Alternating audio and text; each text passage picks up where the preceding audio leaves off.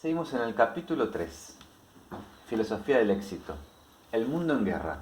Cuando en agosto de 1939 leí la noticia del pacto germano-ruso de no agresión que se firmó poco antes de comenzar la guerra actual, me sorprendió tanto como a muchos a quienes cabía suponer más entendidos que los indólogos acerca de los asuntos políticos y que deberían haber estado mejor enterados. Sin embargo, tan pronto como tuve conocimiento de esta asombrosa alianza entre dos potencias que todos consideraban como enemigos naturales, con interés e ideales de vida antagónicos, me acordé de un cuento hindú, una fábula de animales que figura en la epopeya titulada Mahabharata. Tesoro sin par e inagotable sabiduría espiritual y secular. Era la parábola de un gato y un ratón, y enseñaba que los dos mortales enemigos, como la Alemania de Hitler y la Rusia de Stalin, podían muy bien aliarse y presentar un frente unido si ese arreglo contenía a los intereses momentáneos de ambos. Una vez, así empieza el cuento, había un gato montés y un ratón, y habitaban el mismo árbol en la selva, el ratón en un agujero de la raíz y el gato montés en las ramas de la copa, donde se alimentaba de los huevos de los pájaros y con pichones inexpertos. Al gato también le gustaban comer ratones, pero el ratón del cuento había conseguido mantenerse fuera del alcance de sus garras. Un día, un trampero puso una red disimulada bajo el árbol y por la noche el gato quedó atrapado en sus mallas. El ratón, muy contento, salió de ese agujero y dio muestras de gran regocijo caminando en torno a la trampa, mordisqueando el cebo y sacando el mayor partido posible de la desgracia. Pero de pronto se dio cuenta de que habían llegado otros dos enemigos. Arriba, en el oscuro follaje del árbol, se había posado una lechuza de ojos resplandecientes, que estaba por abalanzarse sobre él, mientras por el suelo se aproximaba una langosta. El ratón, de pronto, sin saber qué hacer, decidió enseguida adoptar una sorprendente estratagema. Se acercó al gato y le dijo que si le permitía entrar en la red y ocultarse en su regazo, lo recompensaría royéndole las mallas que lo aprisionaban. El gato aceptó y el animalito, apenas oyó el permiso, alegremente se coló en la red. Pero si el gato esperaba ser liberado enseguida, sufrió una decepción, porque el ratón anidó cómodamente contra el cuerpo del gato, ocultándose tan profundamente como pudo, entre el pelo, con el fin de no ser visto por los dos enemigos que vigilaban afuera. Una vez protegido en su refugio, decidió hacer una buena siesta. El gato protestó. El ratón replicó que no había prisa, sabía que le era posible deslizarse de la trampa en un instante y que a su disgusto del hospedador no le quedaba otro remedio que tener paciencia, con la esperanza de quedar en libertad. Así que fue que el ratón le dijo francamente a su natural enemigo que pensaba esperar hasta que apareciera el trampero. De ese modo el gato, amenazado a su vez, no podía aprovechar su libertad para atrapar y devorar a su libertador. El animal mayor no podía hacer nada. Su pequeño huésped durmió la siesta en sus mismas zarpas. El ratón esperó pacientemente la llegada del cazador y luego, al ver que el hombre se aproximaba a inspeccionar sus trampas, cumplió sin dificultad la promesa, royendo con rapidez la red y entrando de un salto en su agujero. Mientras el gato, en un desesperado esfuerzo, consiguió zafarse y trepó hasta la rama y escapó de una muerte segura. Este es el ejemplo típico del vasto y preciso repertorio de fábulas indias de animales que enseñan la sabiduría política. El cuento da una idea del frío y cínico realismo y falsía que son la savia vital y el sabor mismo del viejo estilo de la teoría política y caucásica indias.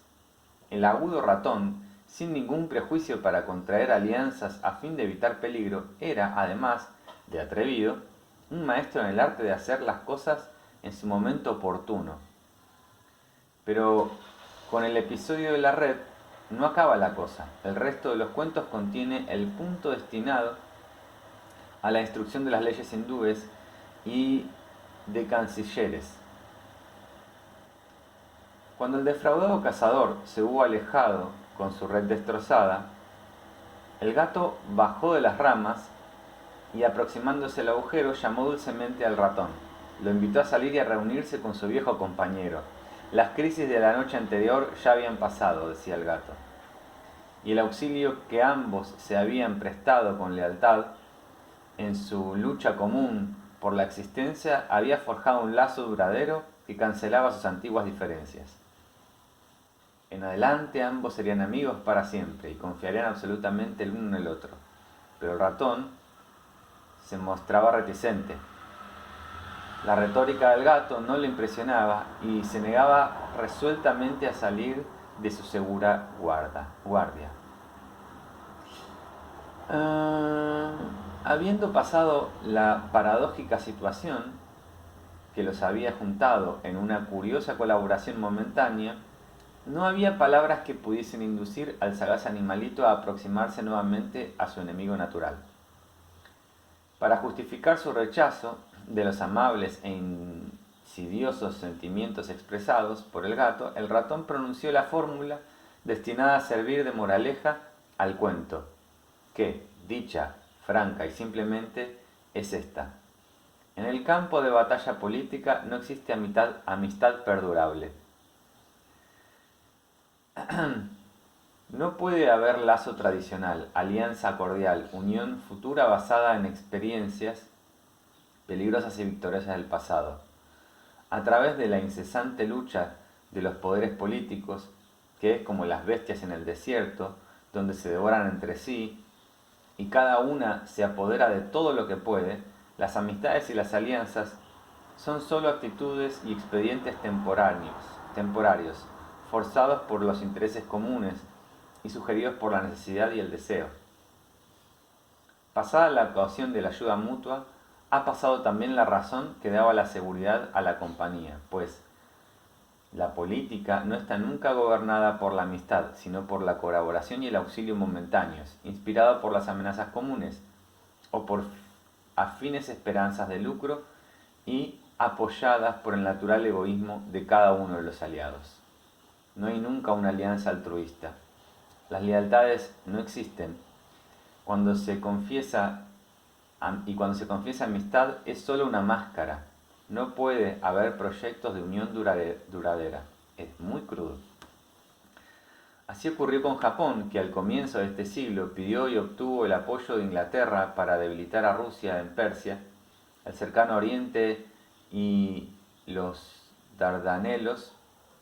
Luego, en la Primera Guerra Mundial, Japón fue aliado de Inglaterra y de Rusia, junto con Francia, con el fin de expulsar a Alemania de China y tomar posesión de las islas alemanas del Pacífico. Y ahora, en la guerra actual, Japón se ha convertido en un aliado de Alemania. Ha vencido a Francia en Indonesia y parece amenazar seriamente al imperio colonial inglés. Por lo que vemos, la antigua sabiduría política hindú del primer milenio antes de Cristo es todavía una clave para interpretar el pensamiento político de los pueblos asiáticos y también una excelente clave para interpretar la política internacional de todo el mundo, porque su punto de vista totalmente amoral o premoral pone de manifiesto y formula con fría precisión de una especie de álgebra política ciertas leyes naturales fundamentales que gobiernan la vida política en todas partes. Inglaterra, por ejemplo, antes de la Primera Guerra Mundial descubrió que tenía que aliarse con Rusia para detener el surgimiento de Alemania, aun cuando el imperialismo ruso y el británico estaban también en conflicto y habían estado en lucha entre sí durante casi todo el siglo XIX. Por otra parte, de 1933 a 1938, entre el advenimiento de Hitler al poder y el fracaso de la política de apaciguamiento en Múnich, Inglaterra toleró y hasta favoreció el surgimiento del nazismo como posible defensa contra la división del comunismo en Europa Central. Después de Múnich, Inglaterra de nuevo trató de ponerse en la misma línea que Rusia, contra lo que ahora era el peligro nazi. Y así, marzo de 1942, tenemos a la Inglaterra liberal, democrática y capitalista marchando de la mano con Rusia contra un enemigo común. Tales fluctuaciones en nuestra moderna situación internacional indican que las teorías políticas desarrolladas en la antigua India de ninguna manera han pasado de moda. Han pasado inadvertidas, en gran parte eclipsadas por la reputación mundial de las grandes filosofías metafísicas y religiosas de la India, cuyo objetivo es la liberación, el budismo, el Vedanta y los demás. Pero esto no significa que carezcan de interés o utilidad para el espíritu moderno. Solo desde hace pocas décadas estas filosofías políticas prácticas han llegado a atraer nuestra atención como resultado de las recientes ediciones y traducciones realizadas por los eruditos especializados, y al parecer podían figurar con provecho entre los estudios exigidos por los modernos departamentos de relaciones exteriores. Las teorías políticas eran compuestas por astutos brahmanes instruidos en las complejas formalidades y peligrosos ritos de comercio con los poderes sobrehumanos y estaban destinadas a prestar servicio en un juego político muy real, intrincado y despiadado. En particular, estaban compuestas para educar a los cancilleres y ministros. Estos, en su mayoría de origen británico, eran los consejeros de los déspotas, de orígenes brahmánicos, perdón, de los déspotas